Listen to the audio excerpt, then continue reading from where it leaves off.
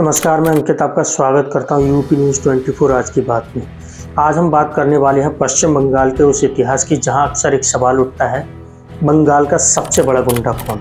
लेकिन जब हम सच की तरफ बढ़ते हैं तो पता चलता है कि ये कहानी किसी आदमी के बारे में नहीं बल्कि पूरे सिस्टम के बारे में है।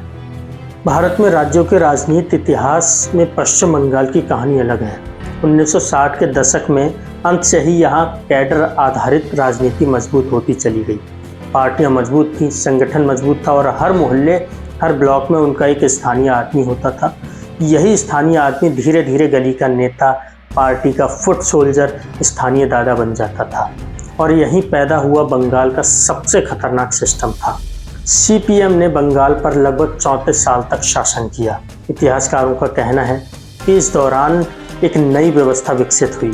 पार्टी कैडर स्थानीय क्षेत्रों में प्रभाव जमाने लगे। चुनावों में बूथ मैनेजमेंट, जमीन विवाद, स्थानीय वसूली, विरोधी दलों पर दबाव, इसने बंगाल में कैडर आधारित दबंगई को जन्म दिया। ये किसी एक व्यक्ति का काम नहीं था, ये एक पूरी व्यवस्था थी। 2011 के बाद टीएमसी का उभार और सिंडिकेट संस्कृति। 2011 में ममता बनर्जी सत्ता में आई, सरकार बदली, लेकिन स्थानीय राजनीति का ढांचा पहले जैसा ही रहा। मीडिया रिपोर्टों के ने सबसे ज़्यादा जो शब्द उछाला वो था सिंडिकेट राज। कहा गया कि बिल्डिंग मटेरियल सप्लाई, ज़मीन पर कब्जा, ठेके का बंटवारा, स्कूल यूनिवर्सिटी के चुनाव, सब पर स्थानीय स्तर के दादाओं का प्रभाव बन गया था। कुछ मीडिया हाउसों ने इसे टीएमसी सिंडिकेट कहा, लेकिन मज़ेदार बात ये थी कि सरकार बदलने पर सिंडिकेट का नाम भी बदल जाता था, लेकिन सिस्टम वही रहता था। अब जब हम बरसों का रिकॉर्ड देखते हैं तो सामने दो बातें निकलती हैं। पहला, बंगाल में किसी एक गुंडे का नहीं, एक पूरे तंत्र का बोलबाला रहा है। ये तंत्र हर सरकार के दौर में अलग चेहरे को लेकर सामने आया। दूसरा, सत्ता बदलती है, चेहरे बदलते हैं, लेकिन स्थानीय दबंग पद पर ही रहते हैं। इसलिए जब लोग पूछते हैं सबसे बड़ा गुंडा कौन, तो असली जवाब है सबसे बड़ा गुंडा कोई एक व्यक्ति नहीं बल्कि वह सिस्टम है जो दशकों से राजनीति संरक्षण के साथ पलता आया है। पुलिस, कानून और राजनीतिक दबाव का संघर्ष। बंगाल के कई पूर्व आईपीएस अधिकारियों का मानना है कि कई बार पुलिस एक्शन लेना चाहती थी, लेकिन स्थानीय राजनीतिक दबाव बाधा बन जाता है। कई बार अपराधियों को पार्टी वर्कर कहा जाता है और कई को नए वोटर मैनेजर का टैग दिया जाता है।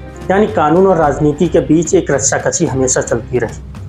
आज बंगाल में 3 बड़े नेटवर्क सबसे ज़्यादा चर्चा में रहते हैं। पहला, कैडर नेटवर्क जो राजनीतिक गतिविधियों को जमीन पर अंजाम देता है। दूसरा, सिंडिकेट नेटवर्क जो वसूली, निर्माण और कारोबार को नियंत्रित करता है।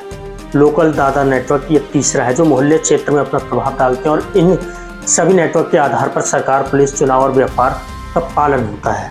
तीसरा, लोकल दादा नेटवर्क जो मोहल्ले क्षेत्र में अपना प्रभाव चलाते हैं और इन सभी नेटवर्कों का असर सरकार, पुलिस, चुनाव और व्यापार तक फैला होता है। अगर इतिहास को जोड़कर देखा जाए तो पश्चिम बंगाल की असली समस्या यह नहीं कि सबसे बड़ा गुंडा कौन, बल्कि यह है कि यह सिस्टम किस तरह से हर दौर में नए चेहरे पैदा करता है। एक सरकार गिरती है, दूसरी आती है, चेहरे बदलते हैं, लेकिन सिस्टम जस का तस चलता रहता है। और यही कारण है कि बंगाल में दशकों से ये सवाल हमेशा जीवित रहता है, आखिर असली शक्ति किसके हाथ में है, सरकार के या स्थानीय नेटवर्क के। ये था आज का स्पेशल रिपोर्ट, बंगाल का सबसे बड़ा गुंडा, नाम नहीं सिस्टम। अगर आपको ये रिपोर्ट पसंद आई तो कमेंट में ज़रूर लिखें अगला एक्सपोज किस राज्य पर चाहते हैं। दोस्तों, अगर आप चैनल पर नए हैं तो हमारे चैनल को सब्सक्राइब करें और बेल आइकन को हिट जरूर करें। इसी के साथ जय हिंद, वंदे मातरम।